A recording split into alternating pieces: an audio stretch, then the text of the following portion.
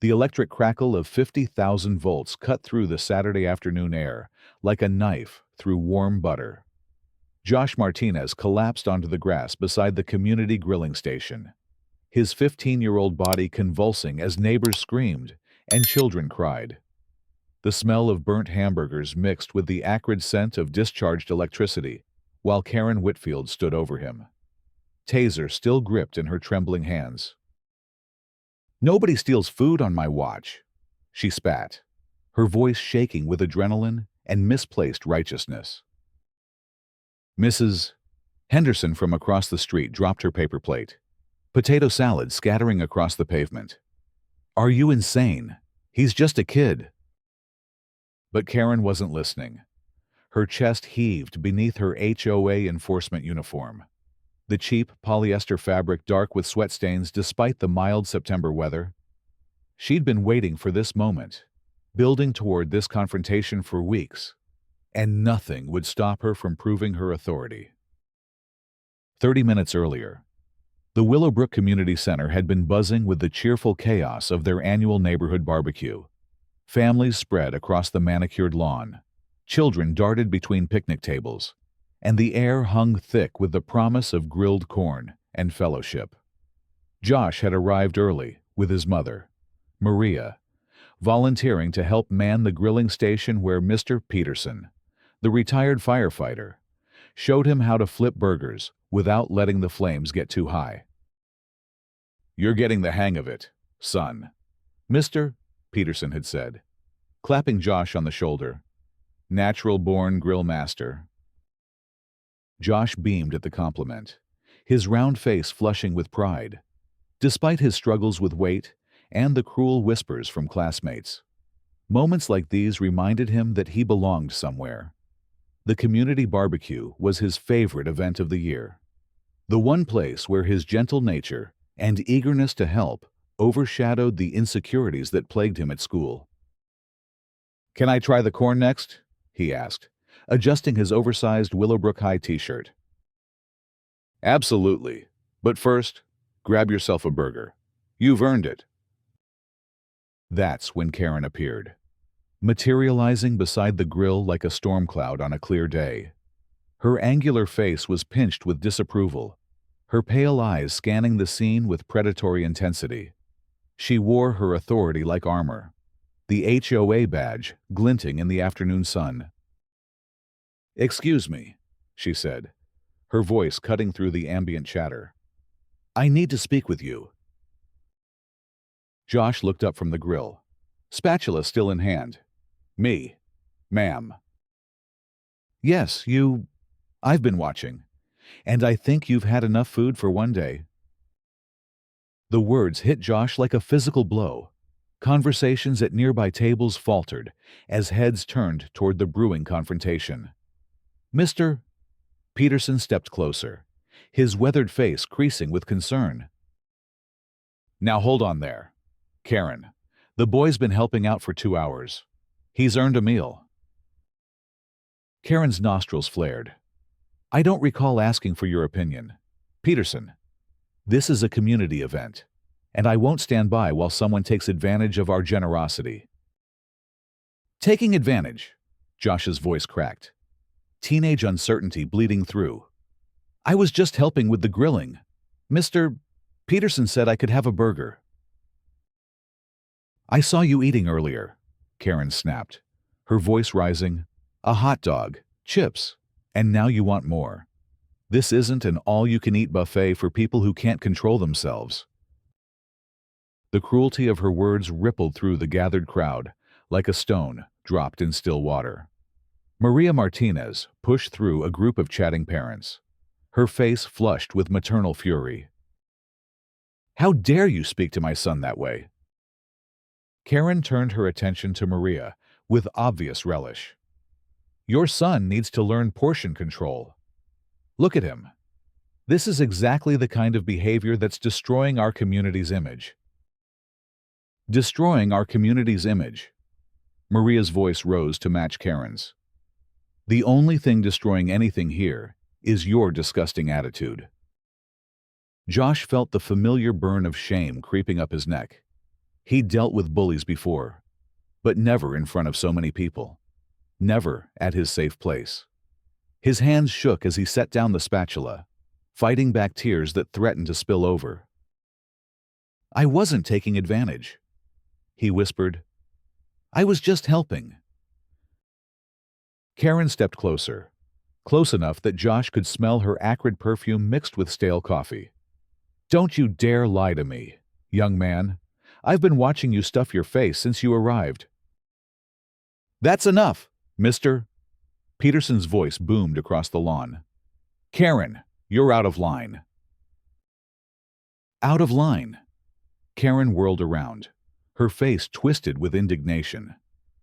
"I'm the only one here with the backbone to address the obvious problem. Look at this kid. He's eating this community into bankruptcy."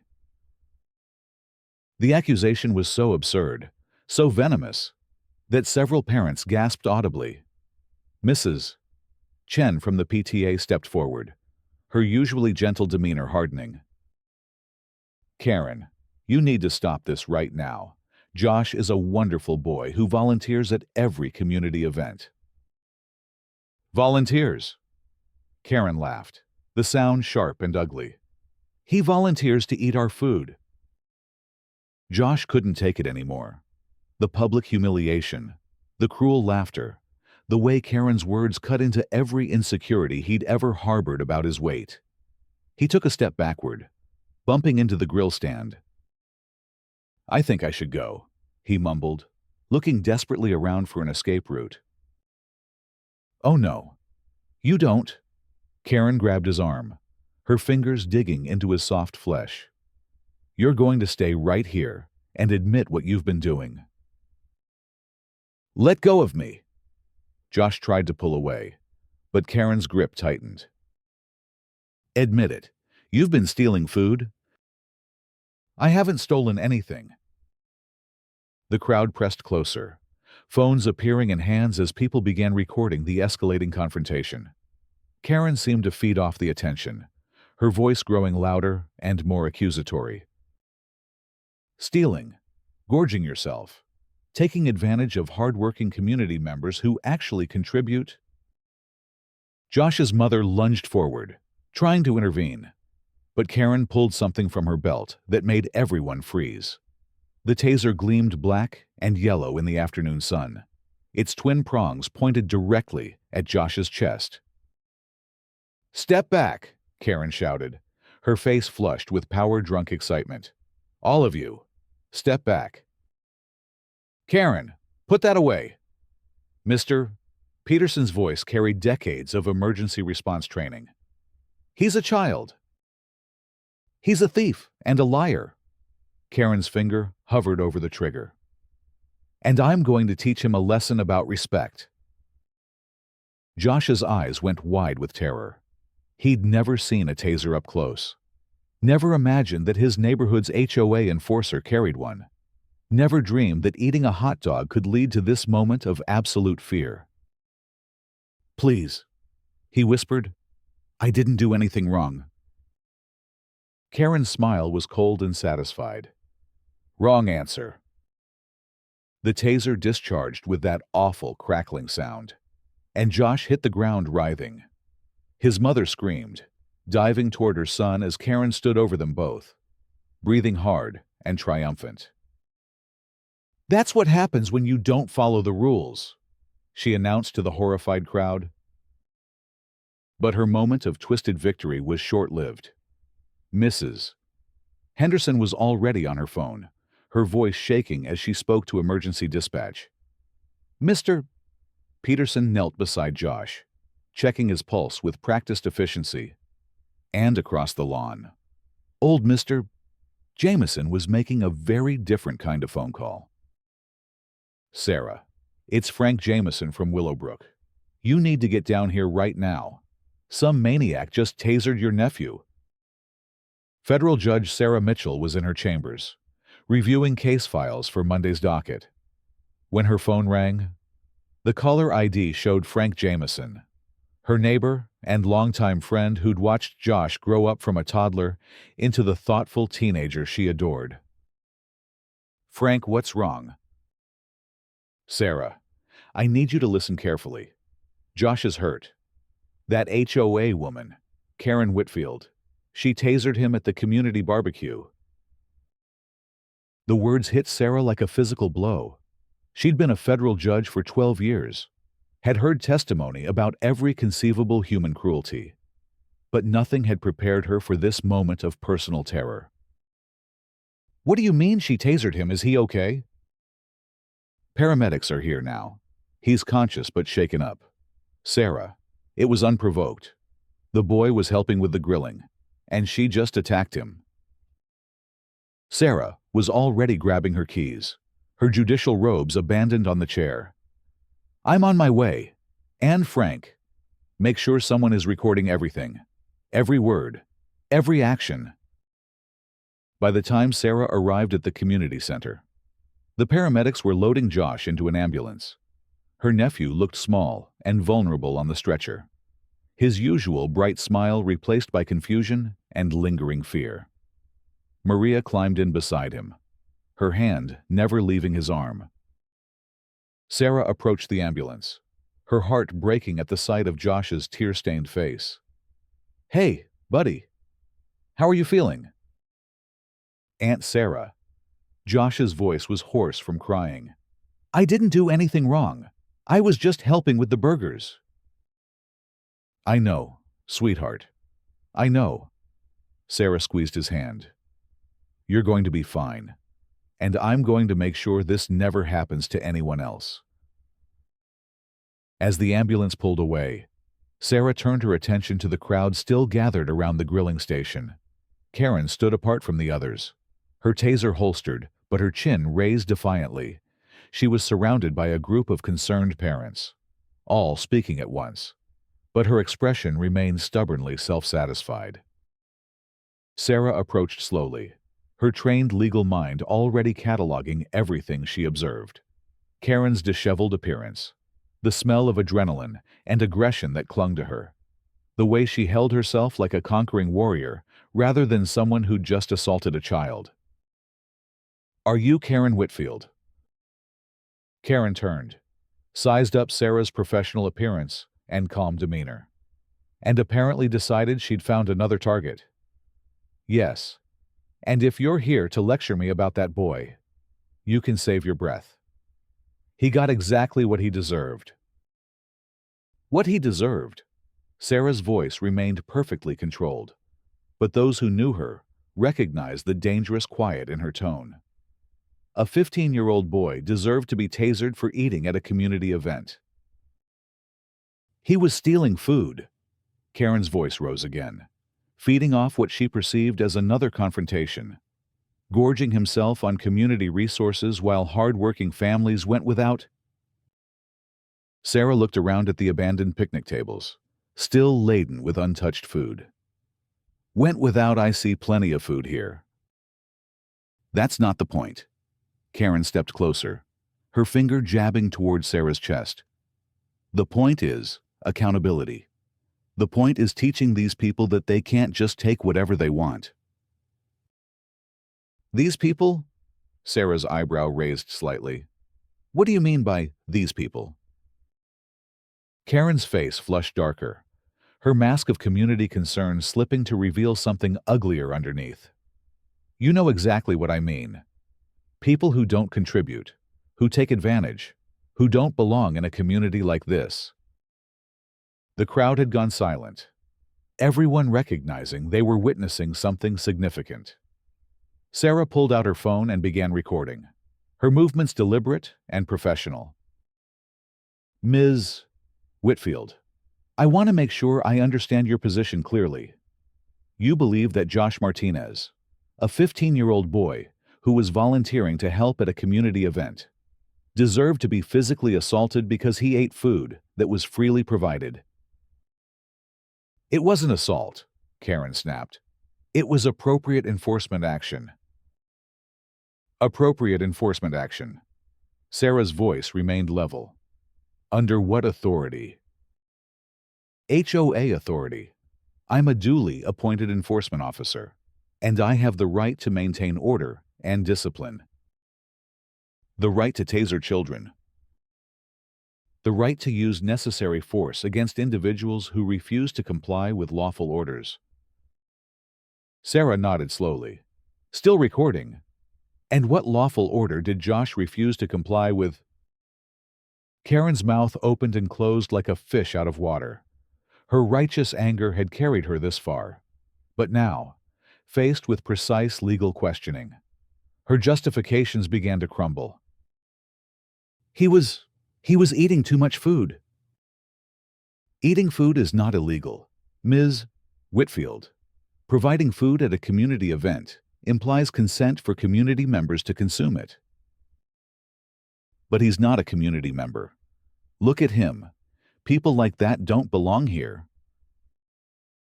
The words hung in the air like a toxic cloud. Several parents stepped back, their faces reflecting shock and disgust.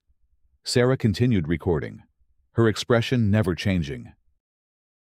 People like what? Ms. Whitfield. Karen seemed to realize she'd gone too far, but her pride wouldn't let her back down. People who don't respect community standards. People who take advantage of others' generosity. Josh Martinez is a straight-A student who volunteers at community events, helps elderly neighbors with yard work, and tutors younger children in math. What community standards has he violated? Karen's face twisted with frustrated rage. Don't lecture me about community standards, I know what I saw. What you saw was a child eating food at a community barbecue. What you did was commit aggravated assault with a weapon against a minor. The legal terminology seemed to penetrate Karen's anger-fueled haze. Her eyes narrowed as she took in Sarah's professional appearance, her calm demeanor, her precise language. Who are you? Anyway, some social worker, a lawyer. Sarah smiled for the first time since arriving, but it wasn't a pleasant expression.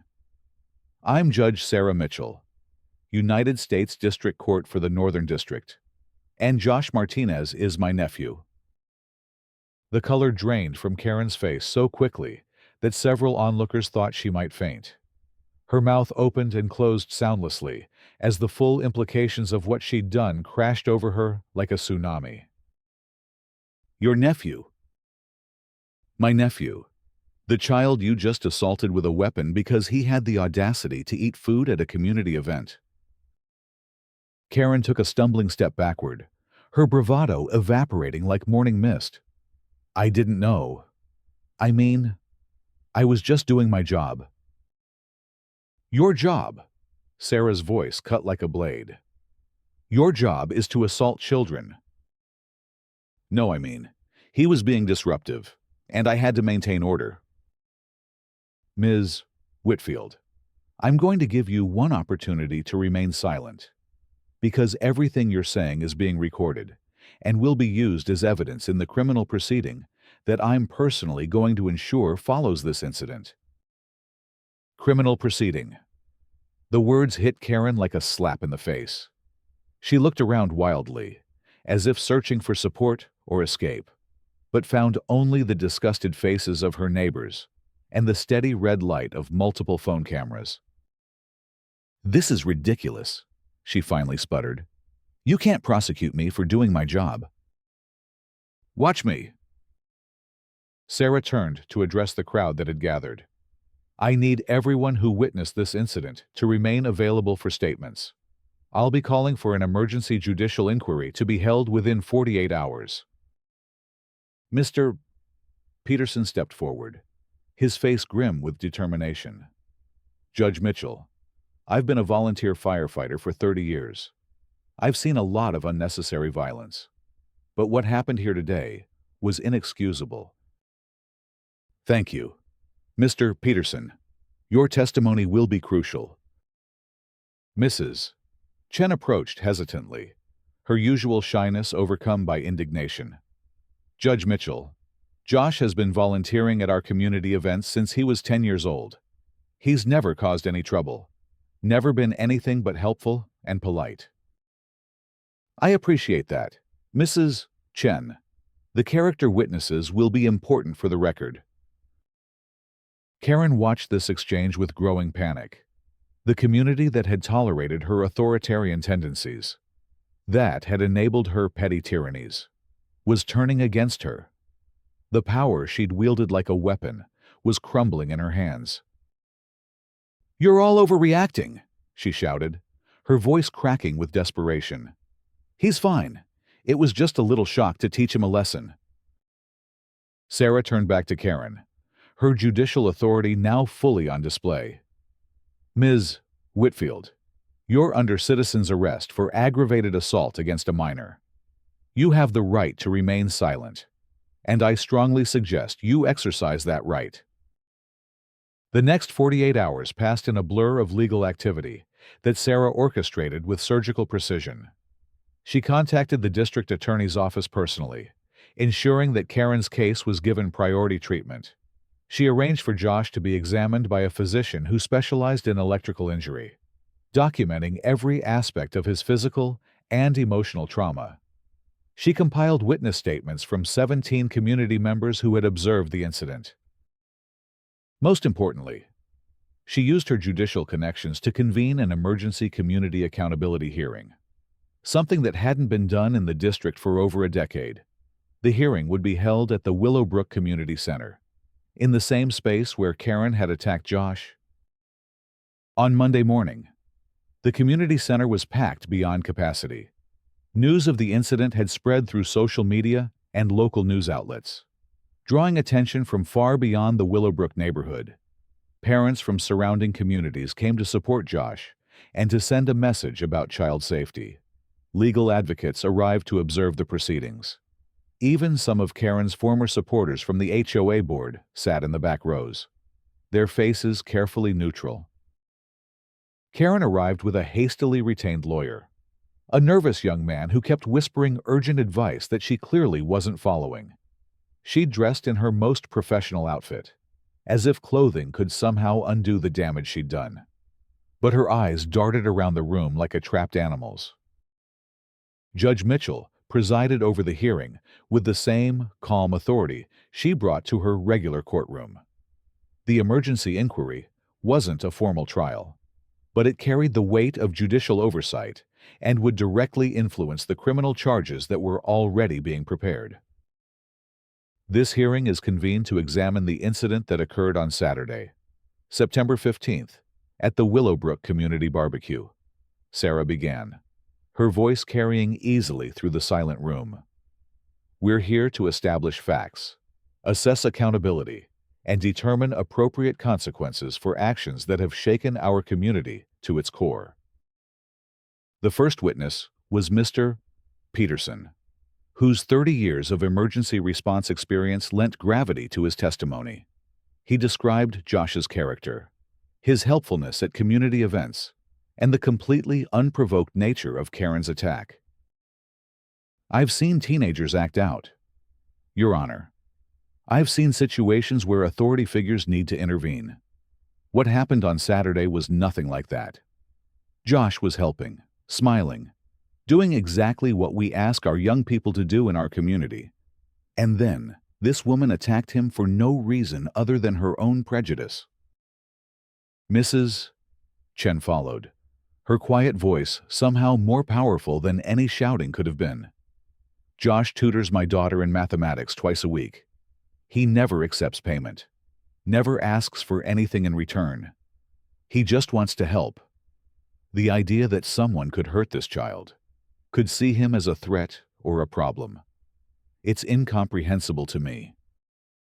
17 witnesses testified, each adding another layer to the picture of a beloved community member who'd been targeted by someone drunk on petty power. The testimony painted Karen not as a dedicated community servant, but as a bully who'd finally gone too far. When Karen's turn came to speak, her lawyer tried to keep her testimony brief and focused on technical defenses. But Karen's ego wouldn't allow her to appear weak, even in the face of overwhelming evidence. "I was trying to maintain community standards," she insisted, her voice shaking with suppressed anger. "Someone has to be willing to make the hard choices, to address problems that everyone else wants to ignore." "What problem were you addressing when you tasered a 15-year-old boy?" Sarah asked, her tone perfectly neutral. "The problem of people taking advantage of community generosity. The problem of individuals who don't respect boundaries." Josh Martinez was volunteering to help with the grilling. How was that taking advantage? Karen's lawyer tugged at her sleeve, trying to stop her from answering, but she shook him off. He was eating too much food. Someone had to draw the line. "So you drew the line with a taser." "I used appropriate force to maintain order." The hearing room erupted in murmurs and whispers as Karen's words confirmed what everyone already knew. She felt no genuine remorse for her actions. Sarah gavelled for silence. But the damage was done. Karen had convicted herself with her own testimony. The final witness was Josh himself, pale but determined as he took the stand. Sarah had wanted to spare him this ordeal, but Josh had insisted on speaking for himself. "I keep thinking about what I did wrong," he said, his voice barely above a whisper. "I've gone over that day 100 times, trying to figure out what I could have done differently, but I can't find anything. I was just trying to help, trying to be part of the community, and she hurt me for it." He paused, gathering his courage. "I don't want her to hurt anyone else. Other kids shouldn't have to be afraid of helping, afraid of participating, afraid of being themselves. What she did was wrong, and everyone knows it was wrong. I just want to make sure it never happens again." The hearing room was completely silent as Josh stepped down from the witness stand. Even Karen's lawyer seemed moved by the boy's quiet dignity in the face of such cruelty. Sarah's ruling was swift and comprehensive. "Based on the testimony presented today, I find that Karen Whitfield committed unprovoked aggravated assault against a minor child. Her actions were not justified by any legitimate authority, were not proportional to any perceived offense, and appear to have been motivated by bias and prejudice rather than genuine community concern." She turned to face Karen directly. "Ms. Whitfield, you are hereby permanently banned from holding any position of authority within the Willowbrook Homeowners Association. I am recommending to the district attorney that you be prosecuted to the fullest extent of the law for aggravated assault with a weapon, child endangerment, and civil rights violations." Karen's face went white as the implications sank in. Criminal charges meant potential jail time, permanent criminal record, financial ruin. Her dreams of authority and control were crumbling around her. Furthermore, Sarah continued, "I am ordering you to pay restitution for Josh's medical expenses, counseling costs, and punitive damages in the amount of $50,000. This community has been traumatized by your actions, and you will bear the financial responsibility for that trauma." The hearing concluded with Karen being led away by deputies who would process her into the criminal justice system.